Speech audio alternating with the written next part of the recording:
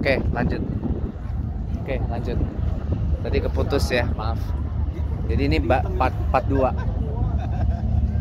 Ya, jadi tolong banget ya kepada pihak ASDP, khususnya kepada galangan kapal Tanjung Priok ini, tolong banget kapalnya dibenerin deh. Ya. Tolong banget kapalnya dibenerin deh, karena takutnya di kapal keresannya ini, kapal Batu Mandi, kapal Legundi itu juga begitu. Ya, tolong banget ini dibenerin deh, tolong banget. Selesai deh. Karena maaf ya, kapal-kapal kosong. Kapal-kapal tua ya. Bahkan sekali lagi saya bilang, Potling 3 yang usianya lebih tua dari ini asalnya nggak sengepul tadi. Potling 3 tuh kapal bikinan tahun 80 90-an kalau saya nggak salah. Bahkan mohon maaf, kapal yang paling gede aja, kapal DLU ya, Dharma Kencana 7, Dharma Ferry 7, yang lebih besar dari ini dan lebih tua juga usianya dari ini, itu asapnya nggak ngepul, teman-teman. Kalau ini kapal bikinan 2010-an, asapnya ngepul banget. Jadi kayaknya udah waktunya kapalnya diperbaiki di galangan Tanjung Priok deh. Soalnya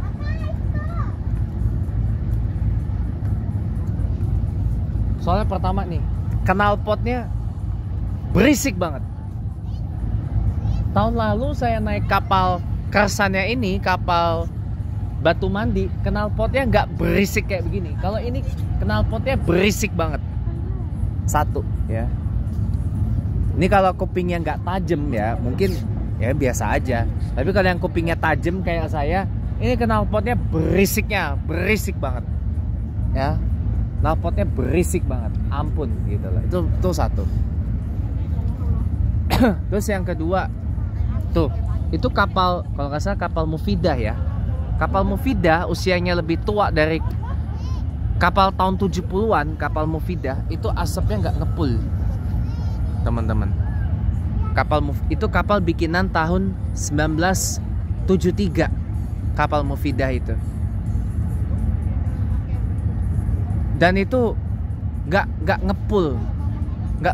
Ini kapal bikinan 2010 kalau nggak salah. Tapi asapnya ngepul banget, asli gitu loh.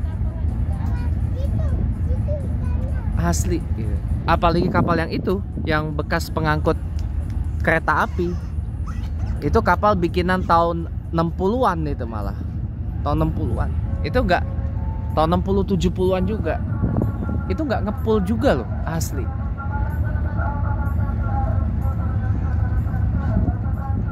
Jadi tolong kayaknya ASDP ini kapal akan ngepul lagi tuh. Tuh, ngepul lagi. Bukan apa-apa, ganggu banget, polusi jadinya.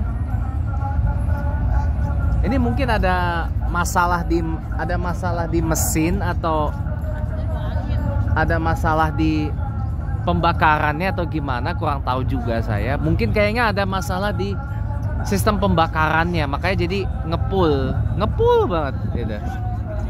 Padahal kapal yang di belakang kita, kapal Mufidah itu aja, kapal tua banget tahun 73, itu nggak ngepul. Oke, kita lewat kapal Tribuana lagi, teman-teman. Kapal legend. Ini kapal Tribuana juga kapal legend. Ini kapal bikinan tahun 75, kapal Tribuana ini. Kapal tua juga termasuk, tapi lihat tuh, asapnya nggak ngepul sama sekali.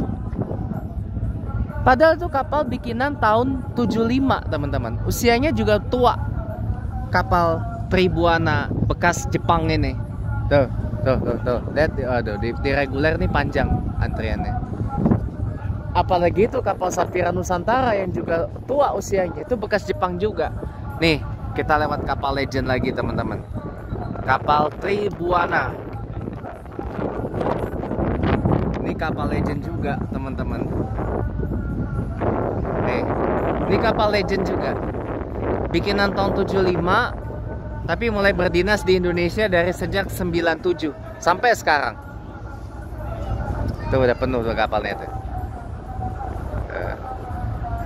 Setelah sekian lama hilang, akhirnya kembali lagi.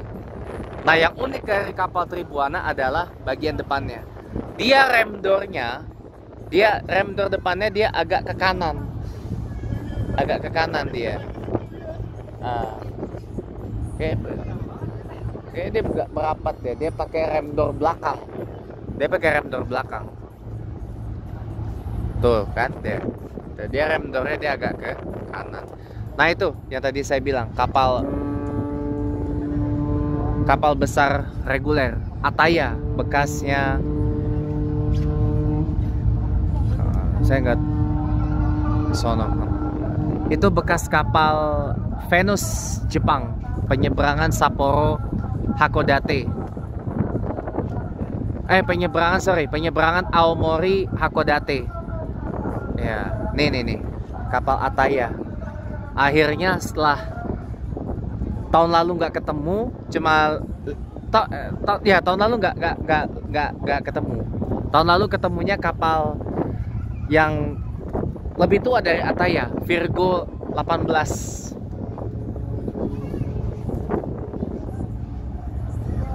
Nih, tuh ini kapal teman-teman, kapal mewah karena dia ada eskalatornya.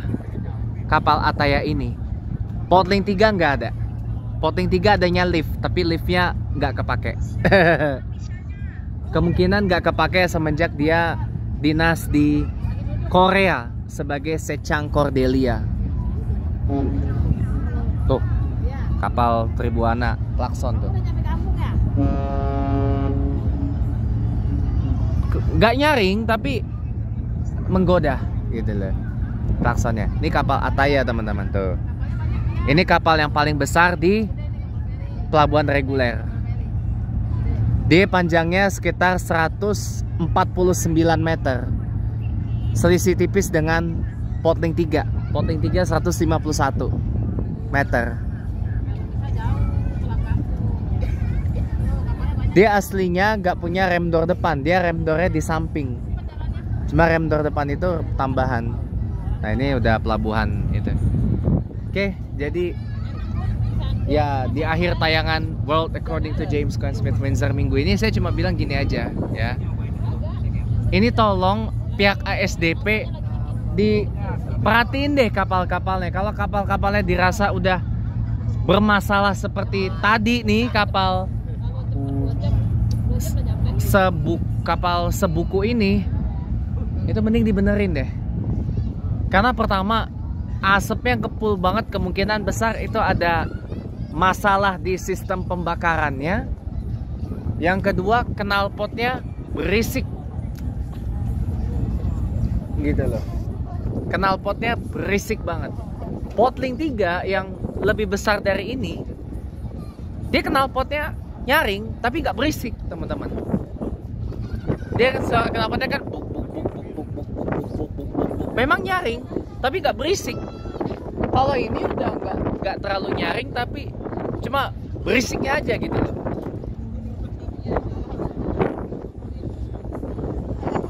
Tidak senyaring Potling 3 tapi berisiknya doang yang dapat gitu loh.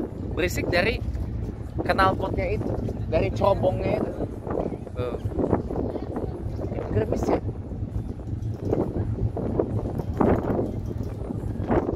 Gerimis apa gimana nih, nggak tahu deh. Soalnya ini kali pertama mudik, cuacanya nggak bersahabat teman-teman. Sana awan pembentuk hujan. Jadi kita di sini juga bisa belajar bagaimana hujan itu terbentuk dari air laut naik ke langit, diedupin, ditaruh di awan, awannya nggak kuat nahan beban airnya, akhirnya turunlah hujan. Jadi kita bisa belajar juga bagaimana hujan itu terbentuk. Jadi lumayan ada edukasinya. Oke, jadi kalau soal mudik simpulannya ya orang punya cara tersendiri lah untuk merayakan Lebaran, termasuk untuk tradisi mudiknya. Ada yang memang sudah mudik dari awal bulan Ramadan. Ada yang memang kayak seperti sekarang mudik dari H-5. Ada yang dari seminggu sebelum Lebaran. Ada yang bahkan 2 minggu sebelum Lebaran udah mudik. Ada yang sehari sebelum Lebaran, bahkan sehari setelah Lebaran. Ya, overall mudik itu adalah satu tradisi yang gimana ya? Memang itu